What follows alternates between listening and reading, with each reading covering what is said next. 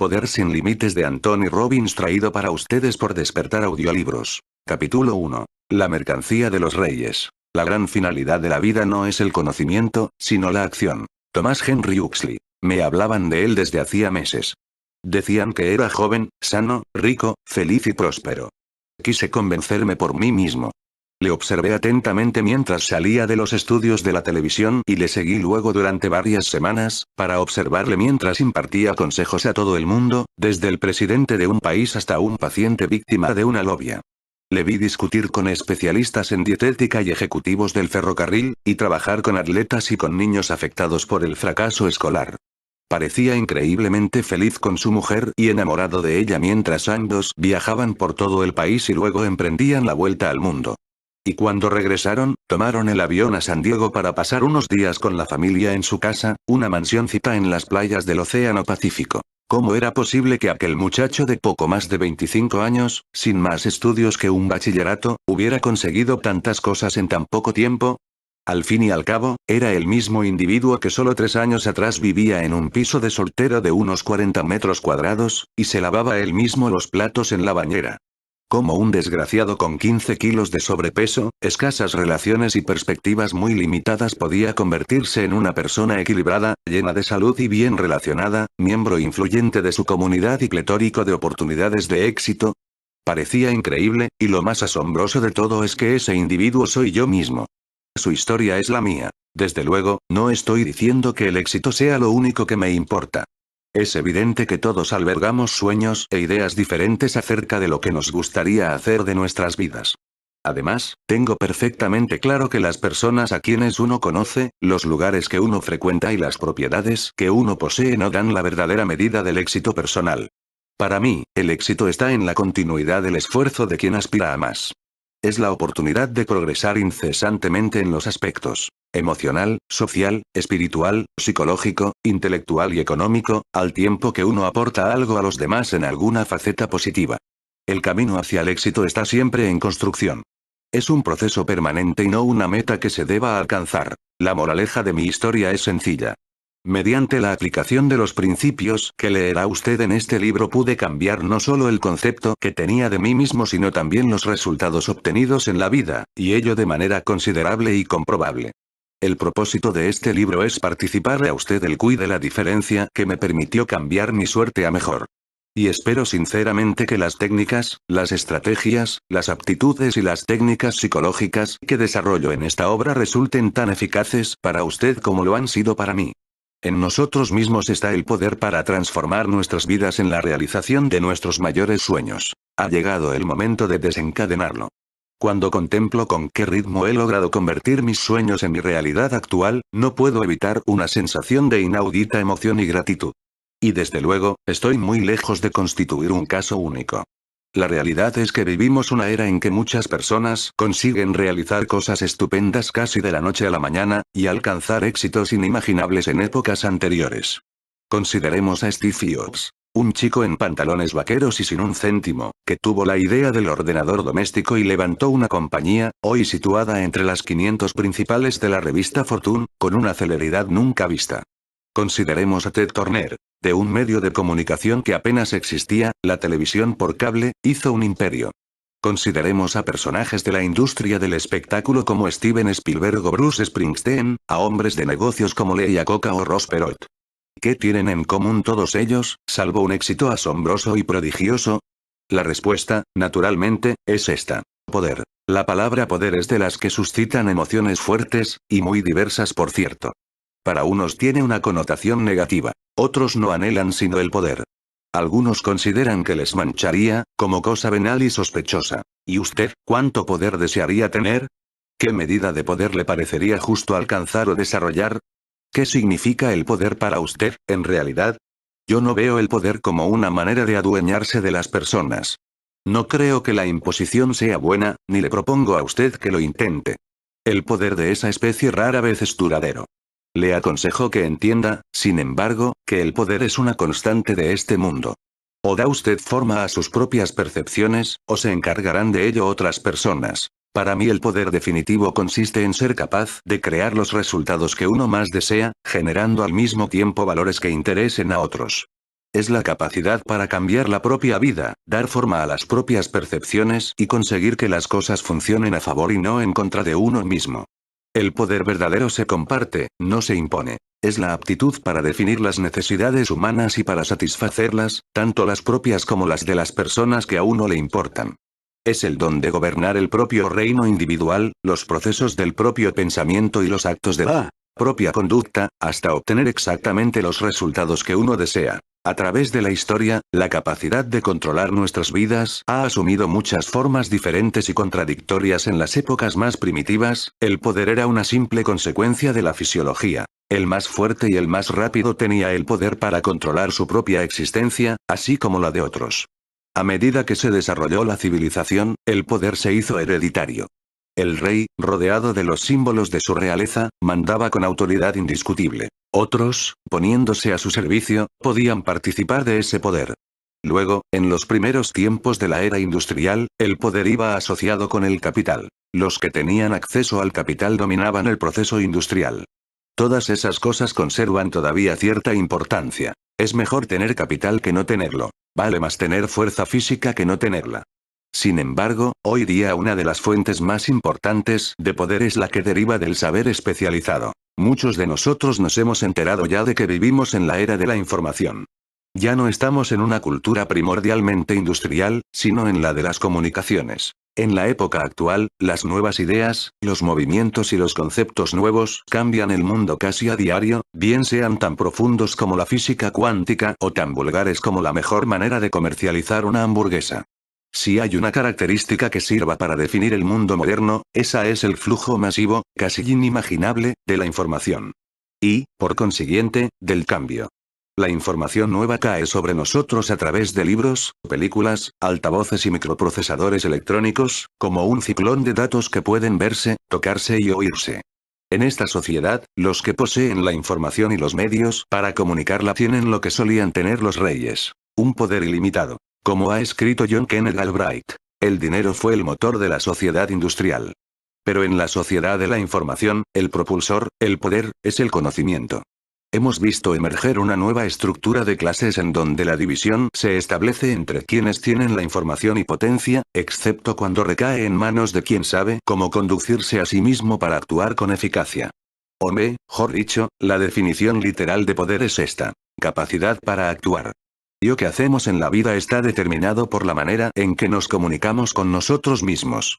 En el mundo moderno, la calidad de vida es calidad de la comunicación. Lo que nos representamos y decimos a nosotros mismos, nuestra manera de movernos y de utilizar los músculos de nuestro cuerpo y nuestras expresiones faciales, determinará en buena medida la cantidad de nuestros conocimientos que apliquemos. Muchas veces caemos en la trampa mental de contemplar a los que tienen éxito y figurarnos que son así gracias a algún don especial.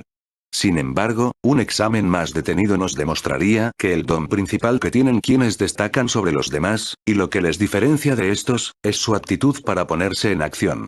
Pero ese don puede desarrollarlo cualquiera de nosotros. En fin de cuentas, otras personas poseían los mismos conocimientos que Steve Jobs. Otros, además de Ted Turner, habían previsto también que el cable encerraba unas posibilidades enormes.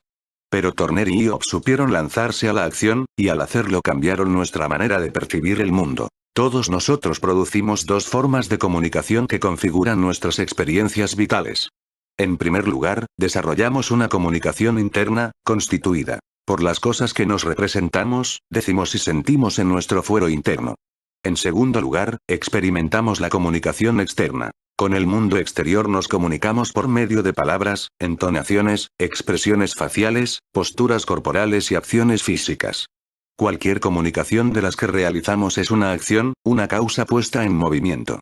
Y todas las comunicaciones ejercen algún tipo de efecto sobre nosotros mismos y sobre los demás. La comunicación es poder. Quienes han alcanzado el don de la ética de aquella están en condiciones de modificar su propia experiencia del mundo y la experiencia que el mundo saca de ellos. La totalidad de la conducta y de los sentimientos tiene sus raíces en alguna forma de comunicación. Quienes influyen en los pensamientos, sentimientos y acciones de la mayoría de nosotros son aquellos que saben cómo utilizar esa herramienta de poder. Pensemos en las personas que han cambiado nuestro mundo. John F. Kennedy, Thomas Jefferson, Martin Luther King, Franklin Delano Roosevelt, Winston Churchill, Mahatma Gandhi. O, en una tesitura negativa, recordemos a Hitler. Lo que tuvieron en común esos hombres fue su maestría de la comunicación. Fueron capaces de llevar su visión personal, bien se tratase de enviar un hombre a la luna o de levantar un tercer Reich saturado de odio, y comunicarla a los demás con tal coherencia, que les permitió influir sobre los pensamientos y las acciones de las masas. Con su poder de comunicación cambiron el mundo. Y en efecto, ¿no es esto mismo lo que distingue de los demás a un Steven Spielberg, a un Bruce Springsteen, a un Lee Iacocca, a un Jane Fonda o a un Ronald Reagan? ¿No son maestros en el empleo de la herramienta de la comunicación humana, la influencia?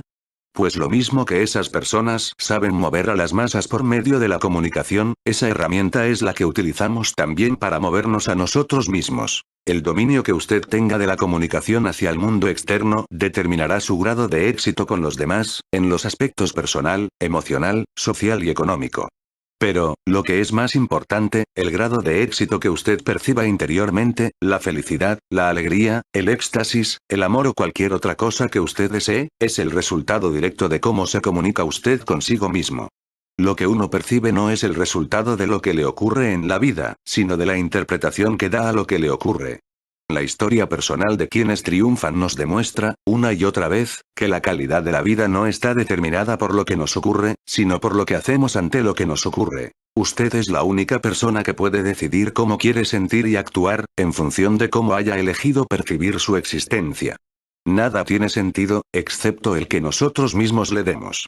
En muchos de nosotros, este proceso de interpretación se ha convertido en un automatismo, pero siempre es posible redirigir ese poder y cambiar inmediatamente nuestra experiencia del mundo. Este libro tratará de los tipos de acción masiva, enfocada y congruente que producen resultados incontrovertibles. En realidad, si se me obligase a explicar en 2 palabras qué pretendo con este libro, contestaría: producir resultados. Piénselo. ¿No es lo que le interesa en realidad? Quizá quiera usted cambiar su modo de pensar y sentir acerca de sí mismo y del mundo que le rodea. Tal vez le gustaría poder comunicarse mejor, profundizar sus relaciones amorosas, aprender con más facilidad, mejorar su estado de salud y ganar más dinero. Todo eso y mucho más puede crearlo usted mismo, mediante la aplicación eficaz de las informaciones contenidas en este libro. Pero, antes de alcanzar nuevos resultados, debe darse cuenta de que ahora mismo ya los está obteniendo. Aunque a lo peor no son los que usted desea. Muchos creen que nuestros estados mentales, como la mayor parte de lo que ocurre en el interior de nuestra mente, se hallan fuera de nuestro dominio. Pero lo cierto es que uno puede dominar la propia actividad mental y la propia conducta hasta tal punto que nunca hubiera creído posible.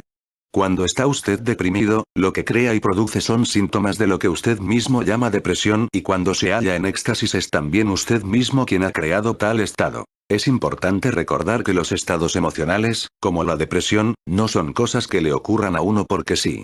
Uno no cae en una depresión, sino que la crea, lo mismo que cualquier otro resultado de la vida, mediante unas acciones mentales y psíquicas determinadas. El que se siente deprimido está contemplando su vida de una manera particular, y se dice ciertas cosas a sí mismo con una cierta entonación precisa, y adopta una postura específica y un ritmo de respiración típico. Cuando uno quiere sentirse deprimido, por ejemplo, suele ser útil dejar caer los hombros y mirar con frecuencia al suelo. Hablar con un tono de voz tristón e imaginar que le ocurren a uno las peores situaciones posibles también contribuye mucho.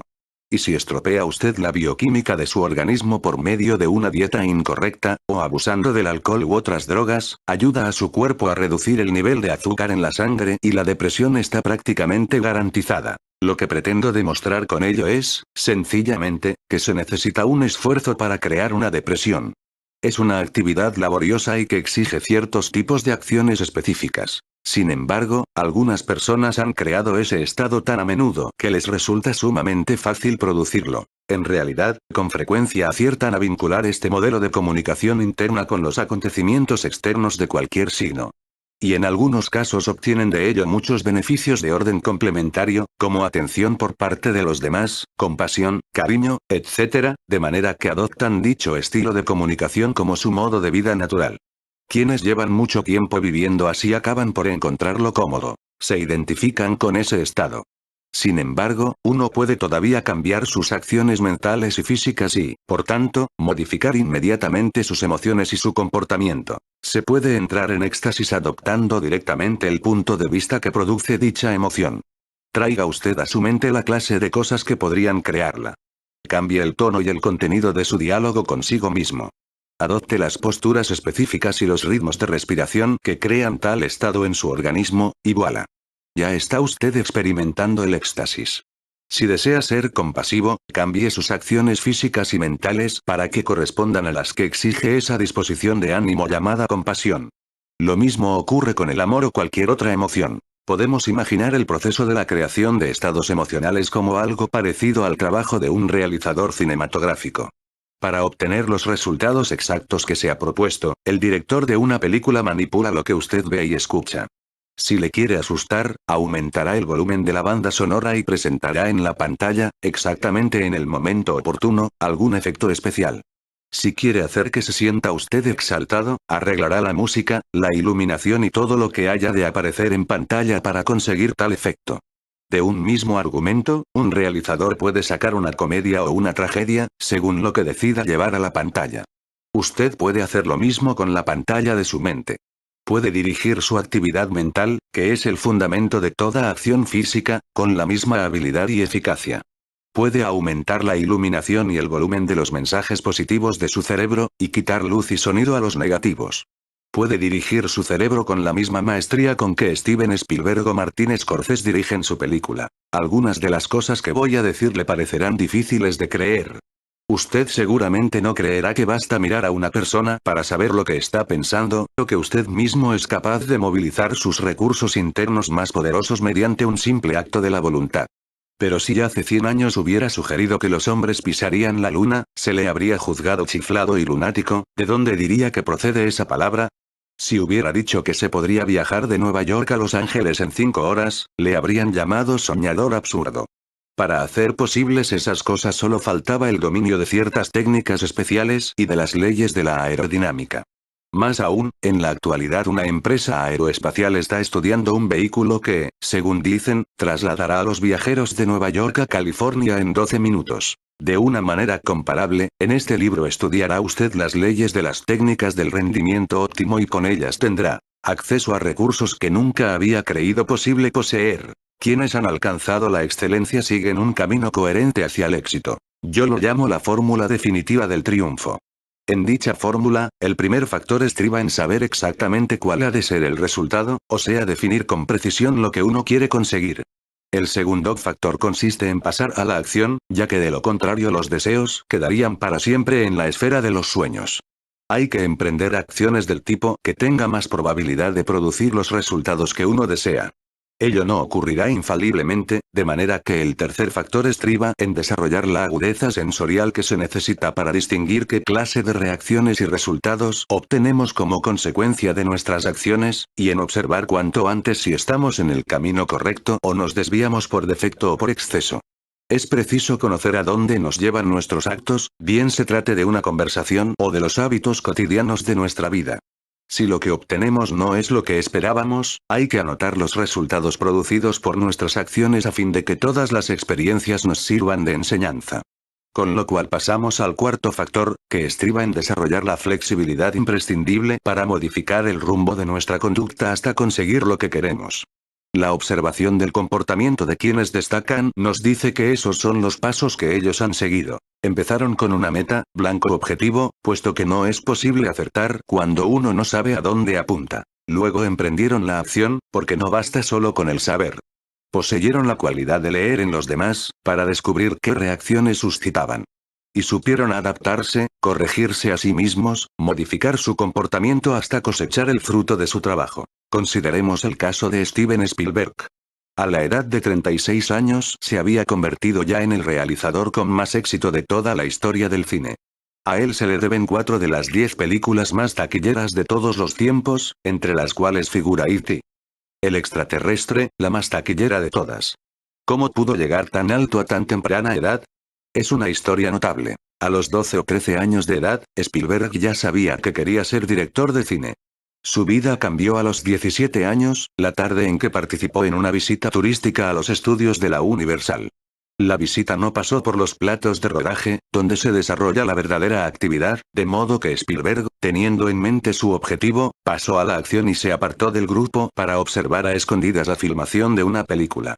La aventura acabó en un cara a cara con el jefe del departamento de montaje de la Universal. La conversación duró 1 hora y su interlocutor mostró un vago interés por las actividades fílmicas de Spielberg. Para la mayoría de las personas, el relato habría terminado aquí. Pero Spielberg no era como la mayoría de las personas. Sabía lo que quería. Había aprendido de su primera visita, de modo que cambió su planteamiento. Al día siguiente se puso un traje, se llevó el maletín de su padre, que no contenía más que un bocadillo y 2 barras de caramelo, y se metió en los estudios como si formase parte del personal, pasando por delante de los guardias con la mayor naturalidad desde el primer día. Luego se hizo con una camioneta abandonada y le colocó un rótulo, Steven Spielberg, director, hecho con letras adhesivas.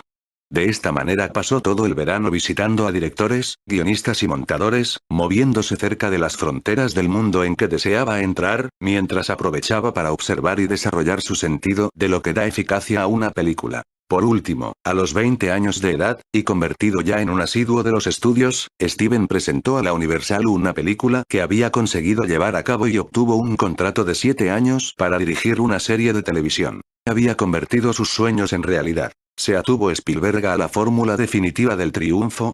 Desde luego que sí. Poseía ese conocimiento especializado que consiste en saber lo que uno quiere. Pasó a la acción, y mostró la agudeza de percepción necesaria para saber qué resultados estaba obteniendo, es decir, si su actuación le acercaba a la meta o le alejaba de ella. Y tuvo flexibilidad para cambiar su comportamiento hasta obtener lo que quería. Lo mismo puede decirse de prácticamente todos los triunfadores a los que conozco. Son coherentes en su actitud de cambiar y ser flexibles hasta que han creado lo que deseaban hacer en la vida. Consideremos a Barbara Black, de la Facultad de Derecho de la Universidad de Columbia, que se propuso llegar a ser decana algún día. Era todavía muy joven cuando rompió el monopolio masculino y consiguió licenciarse en Derecho por aquella universidad. Luego optó por aplazar sus objetivos en la carrera elegida mientras se dedicaba a un nuevo objetivo, la creación de una familia. 9 años después decidió que ya era hora de consagrar otra vez su atención al primer objetivo, así que se matriculó en un curso de la Universidad de Yale para posgraduados y desarrolló su capacidad para la docencia, la investigación y la publicación hasta alcanzar el empleo que siempre había ambicionado. Es decir, supo ampliar su sistema de creencias, modificar su planteamiento y combinar dos objetivos, hasta convertirse en decana de una de las facultades de derecho más prestigiosas de los Estados Unidos. Rompió moldes y demostró que el éxito se puede crear simultáneamente en más de un aspecto. ¿Siguió este personaje la fórmula definitiva del triunfo? Por supuesto. Sabiendo lo que deseaba, intentó hacer algo, y en vista de que no funcionaba, se cambió a sí misma hasta llegar a averiguar cómo equilibrar su vida. Además de presidir una facultad importante, ahora es también madre y esposa. He aquí otro ejemplo. ¿Alguna vez ha comido usted en un restaurante Kentucky Fried Chicken? ¿Sabe usted cómo construyó el coronel Sanders el imperio que le hizo millonario y modificó los hábitos alimenticios de todo un país? Cuando empezó, no era más que un jubilado que tenía una receta para asar el pollo. Eso era todo. Ni organización, ni nada.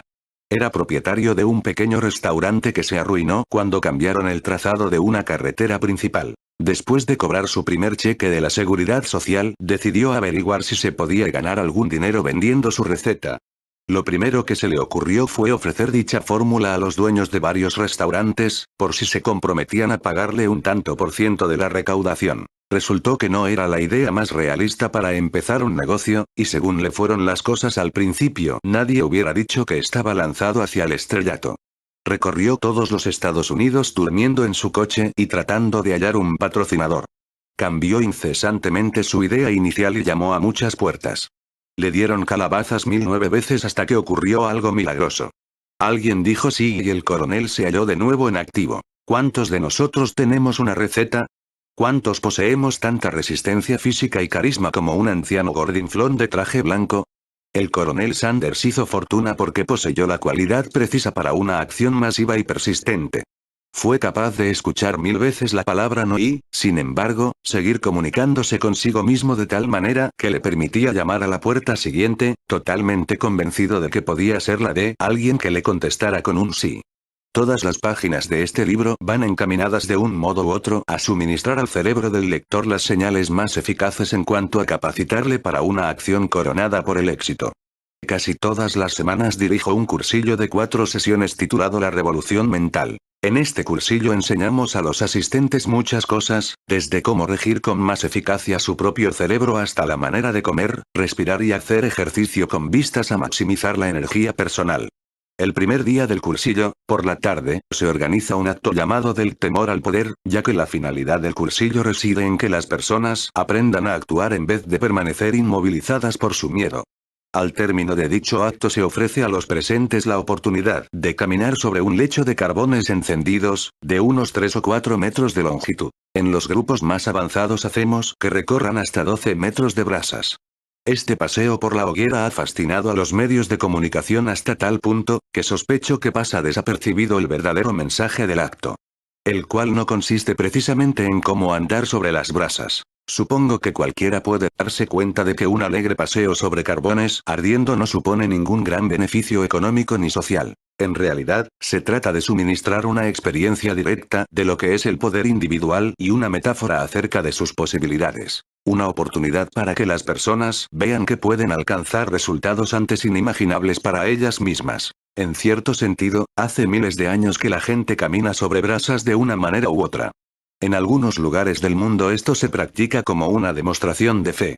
Pero cuando yo organizo un paseo sobre una hoguera, ello no forma parte de experiencia religiosa alguna, al menos en el sentido convencional, aunque desde luego sea una experiencia de fe.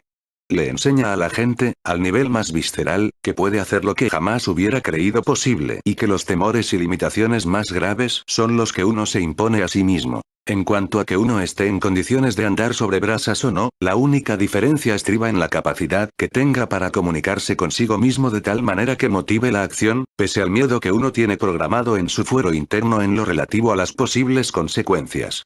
La moraleja es que las personas pueden hacer prácticamente cualquier cosa si logran encontrar dentro de sí los recursos para creer que pueden y para poner efectivamente manos a la obra. Todo esto conduce a un hecho sencillo e indiscutible. El éxito no se produce por casualidad. La diferencia entre las personas que ofrecen resultados positivos y las que no es un golpe de suerte afortunado. Existen unos patrones de acción coherentes y lógicos, unos caminos determinados hacia la excelencia, y están al alcance de todos nosotros. Todos podemos hacer aflorar el poder mágico que albergamos. Sencillamente, hay que aprender a poner en marcha y utilizar nuestra mente y nuestro cuerpo de la forma más poderosa y provechosa. ¿Se ha preguntado usted alguna vez en qué pueden coincidir un Spielberg y un Springsteen? ¿Qué tenían John F. Kennedy y Martin Luther King para concitar la lealtad de tantas personas y conmoverlas de una manera tan honda? ¿Qué es lo que distingue de las masas a Ted Turner y Tina Turner? ¿En qué se parece Pete Rose a Ronald Reagan? Todos ellos se han mostrado capaces de actuar coherentemente y con eficacia en orden a la realización de sus sueños. ¿Y por qué perseveran, día tras día, poniendo todo su ser en todo lo que hacen? Muchos son los factores que contribuyen a la explicación, naturalmente. Pero creo que cabe condensarlos en 7 rasgos fundamentales que les sirven de impulso para hacer lo necesario para triunfar. Estos son los 7 mecanismos activadores básicos que pueden garantizarle éxito también a usted. Rasgo número 1. La pasión. Todas esas personas han descubierto una razón que las consume, les da energía, casi las obsesiona, y las impulsa a obrar, a progresar, a destacar. Es la locomotora que tira del tren de su éxito poniendo en juego sus más hondas capacidades. Es la pasión lo que hace que Pete Rose siga lanzándose todavía en plancha, cuando llega a la segunda base, como si fuese un recién seleccionado en su primer partido de primera división de béisbol. La pasión que pone un Lee Iacocca en lo que hace es lo que le distingue de tantos otros. Es la pasión lo que impulsa a los investigadores en informática que invierten años en crear una innovación capaz de llevar a hombres y mujeres al espacio y hacerles regresar sanos y salvos. Por pasión, uno madruga y trabaja hasta altas horas de la noche. Pasión es lo que quiere hallar la gente en sus relaciones. La pasión da vigor a la existencia y le confiere savia y sentido. No se alcanza la grandeza sin una pasión por ser y hacer algo grande. No importa si las aspiraciones son las de un atleta o las de un científico, las de un padre de familia o las de un hombre de negocios. En el capítulo 11 descubriremos cómo desatar esa fuerza interior mediante el poder de los objetivos. Rasgo número 2. La fe. Todas las doctrinas religiosas de este planeta nos hablan del poder de la fe y de las creencias de la humanidad. Son las creencias lo que distingue principalmente a quienes destacan en algo grande de quienes fracasan, ya que nuestra fe en lo que somos y podemos llegar a ser determina con bastante exactitud lo que seremos. Si creemos en la magia, tendremos una vida mágica. Si creemos que en la vida predominan las limitaciones, nos habremos puesto límites muy reales. Lo posible es aquello que nosotros creamos verdadero, posible o real. En este libro se le facilitará a usted un método especial y científico para modificar con rapidez su sistema de creencias, de manera que le ayude a lograr sus objetivos más deseados. Muchas personas tienen la pasión, pero al haberse reducido a unos límites estrechos en virtud de lo que creen ser ellas mismas y de cómo valoran sus posibilidades, nunca llegan a emprender las acciones que les permitirían convertir sus sueños en realidades. En los capítulos 4 y 5 veremos lo que son los sistemas de creencias y cómo utilizarlas. La pasión y la fe se combinan para dar el combustible, el impulso que lleva a la excelencia. Pero no basta con el impulso, como tampoco no basta cargar de combustible un cohete y enviarlo a ciegas hacia los cielos. Además de esa fuerza, se necesita un sentido, una noción inteligente de progresión lógica. Para dar en nuestro blanco necesitamos también el siguiente rasgo. Rasgo número 3. La estrategia. La estrategia es la manera de organizar los recursos. Cuando Steven Spielberg decidió convertirse en cineasta, se trazó la línea que le conduciría hacia el mundo que deseaba conquistar. Se imaginó lo que necesitaba aprender, a quién le convenía conocer y lo que debía hacerse. Tuvo la pasión y la fe, pero también la estrategia necesaria para que estos factores desarrollaran su potencial máximo. Ronald Reagan ha desarrollado ciertas estrategias de comunicación que suele aplicar con gran constancia hasta obtener los resultados que busca. Todo gran artista del espectáculo, político, padre de familia o patrono sabe que para triunfar no basta con los recursos. Es preciso utilizarlos del modo más eficaz. Buscar una estrategia equivale a admitir que el talento y la ambición, por sobresalientes que sean, siempre necesitan encontrar un camino bien orientado. Uno puede abrir una puerta derribándola, o descubrir que no estaba echada la llave. En los capítulos 7 y 8 veremos qué estrategias conducen a la excelencia. Rasgo número 4. La claridad de los valores. Cuando pensamos en lo que ha engrandecido a muchos países, se nos ocurren cosas tales como el patriotismo y el orgullo, la tolerancia y el amor a la libertad. Esos son valores. Los juicios fundamentales de orden ético, moral y práctico que formulamos acerca de lo que realmente importa. Los valores son sistemas de creencias que nos sirven especialmente para juzgar lo que está bien y lo que está mal en nuestras vidas. Son nuestros juicios acerca de lo que vale la pena. Muchas personas no tienen una noción clara de lo que es importante para ellas. A menudo los individuos hacen cosas por las que luego se sienten descontentos de sí mismos, sencillamente porque no tienen claro lo que inconscientemente creen que está bien para ellos y para los demás. Cuando contemplamos a los grandes triunfadores, vemos que casi siempre son personas con un gran sentido de lo que fundamentalmente les importa en realidad. Pensemos en Ronald Reagan, John F. Kennedy, Martin Luther King o Jane Fonda. Son personas cuyas visiones difieren mucho, pero que coinciden en poseer un fundamento moral básico, un sentido de lo que son y de por qué hacen lo que hacen. Una comprensión clara de los valores es una de las claves más exigentes, y al propio tiempo más gratificantes, para alcanzar la excelencia.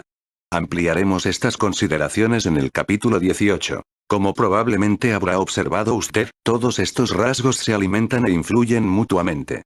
¿Tiene la pasión algo que ver con las creencias? Sí, naturalmente. Cuanto más convencidos estemos de que podemos realizar algo, más recursos, por lo general, estaremos dispuestos a invertir en su consecución. Ahora bien, ¿basta la fe, por sí sola, para alcanzar la excelencia? Es un buen comienzo, pero si confía usted en ver salir el sol y se plantea como estrategia para alcanzar ese objetivo la de echar a correr hacia el oeste, es probable que choque con algunas dificultades. ¿Y nuestras estrategias para el triunfo, se ven afectadas en algún sentido por nuestros valores? Desde luego. En el supuesto de que la estrategia planteada le exigiese hacer cosas contrarias a sus creencias inconscientes sobre lo que está bien o mal para su vida, no funcionará, por bien concebida que estuviese. Esto lo vemos a menudo en aquellas personas que empiezan a triunfar, pero acaban por sabotear su propio éxito.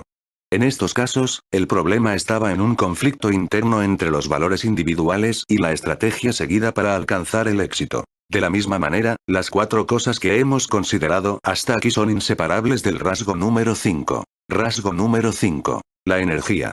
La energía puede ser la entrega total y jubilosa de un Bruce Springsteen o de una Tina Turner. O el dinamismo empresarial de un Donald Trump o un Steve Jobs. O bien la vitalidad de un Ronald Reagan o una Catherine Hepburn. A la excelencia difícilmente se llega paseando a ritmo demasiado sosegado. Los triunfadores se apoderan de las oportunidades y les dan forma. Viven como obsesionados por las maravillosas ocasiones de cada día, convencidos de que lo único que no le sobra a nadie es el tiempo. En el mundo son muchos los que tienen una pasión en la que creen a ciegas, y conocen la estrategia que les permitiría satisfacerla, y tienen un orden claro de valores, pero simplemente carecen de la vitalidad física que necesitarían para actuar como ellos saben. El triunfo a lo grande es inseparable de la energía física, intelectual y psíquica que se necesita para sacar el máximo de nuestras posibilidades. En los capítulos 9 y 10 aprenderemos y aplicaremos los útiles o instrumentos que nos aseguran un aumento inmediato de nuestra vibración física. Rasgo número 6. Poder de adhesión. Casi todos los triunfadores tienen en común una extraordinaria capacidad de adhesión, es decir, un talento para conectar y establecer relaciones con las demás personas, cualesquiera que sean sus orígenes sociales y sus creencias. No digo que no pueda darse a veces un genio solitario, inventor de algo capaz de cambiar el mundo. Pero si el genio se pasa toda la vida en confinamiento solitario, habrá triunfado en un aspecto pero fracasado en otros muchos. Los grandes triunfadores, los Kennedy, los King, los Reagan, los Gandhi, tienen siempre la cualidad de crear lazos que les unen con millones de contemporáneos. El mayor triunfo no sucede en los escenarios del mundo, sino en los repliegues íntimos del corazón.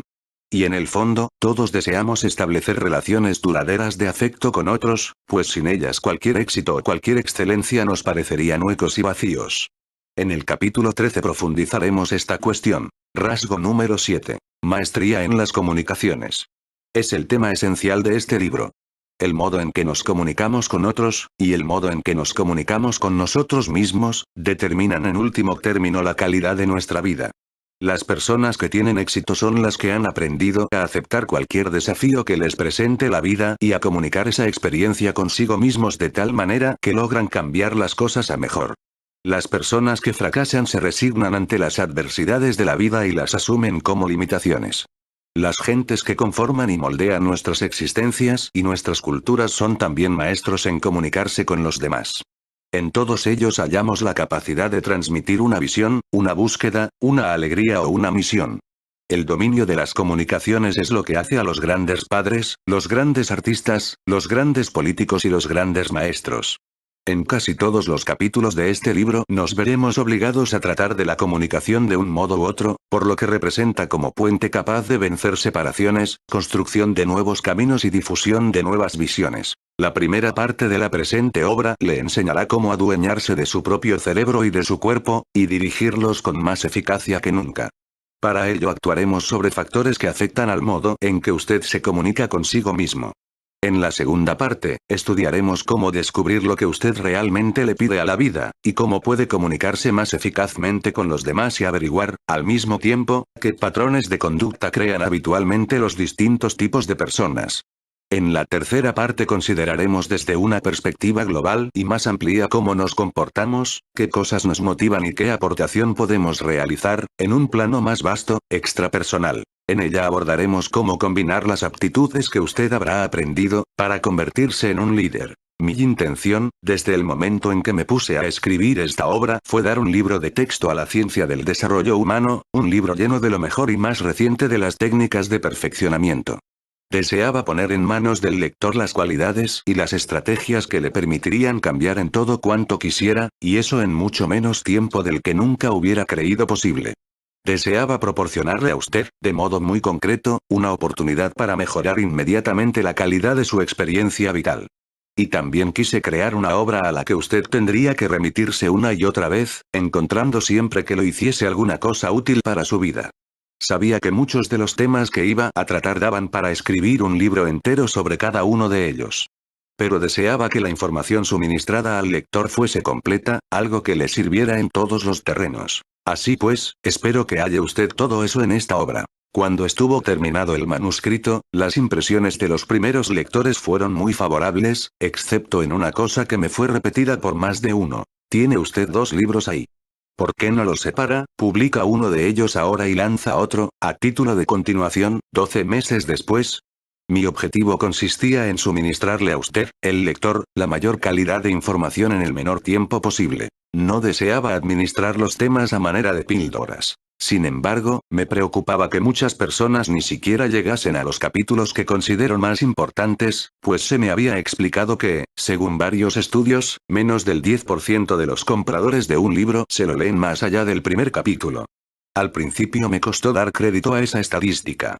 Hasta que recordé que menos de un 3% de los habitantes de nuestro país, los Estados Unidos, gozan de independencia financiera, que menos de un 10% tienen un objetivo establecido por escrito, que solo un 35% de las mujeres norteamericanas dicen encontrarse en buena forma física, entre los hombres el porcentaje es incluso inferior, y que en muchos de nuestros estados 1 de cada 2 matrimonios termina en divorcio. Solo un pequeño porcentaje vive realmente tal como había soñado. ¿Por qué? Pues porque eso requiere un esfuerzo. Requiere una acción perseverante. Al multimillonario tejano del petróleo Bunker Hunt le preguntaron una vez si tenía algún consejo que dar a quienes desearan triunfar. Contestó que el éxito es cosa sencilla. En primer lugar, uno decide expresamente lo que quiere. En segundo lugar, decide si está dispuesto a pagar el precio necesario para conseguirlo. Y luego hay que pagar ese precio. A largo plazo no se obtiene lo que se desea si no se pasa por esa segunda fase. Por mi parte, a las personas que saben lo que quieren y están dispuestas a pagar un precio por obtenerlo me gusta llamarles los pocos que hacen en contraposición con los muchos que hablan. Le desafío a que se entretenga con el material aquí ofrecido, se lo lea por entero, comparta con otros lo aprendido y sepa disfrutarlo. En este capítulo he subrayado la importancia primordial de la acción efectiva.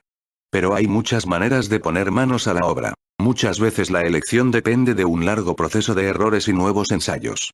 Muchos de los grandes triunfadores tuvieron que corregirse y cambiar de planteamiento incontables veces, antes de alcanzar sus objetivos. Equivocarse y volver a empezar está muy bien, solo que consume enormes cantidades del único recurso que jamás nos sobrará a ninguno de nosotros: el tiempo. ¿Y si existiese algún modo de emprender la acción que acelerase el proceso de aprendizaje?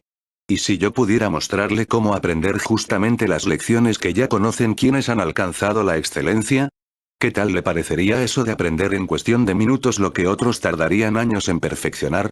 Ello se consigue por medio del modelado, que es una manera de reproducir, justamente, la excelencia de otros.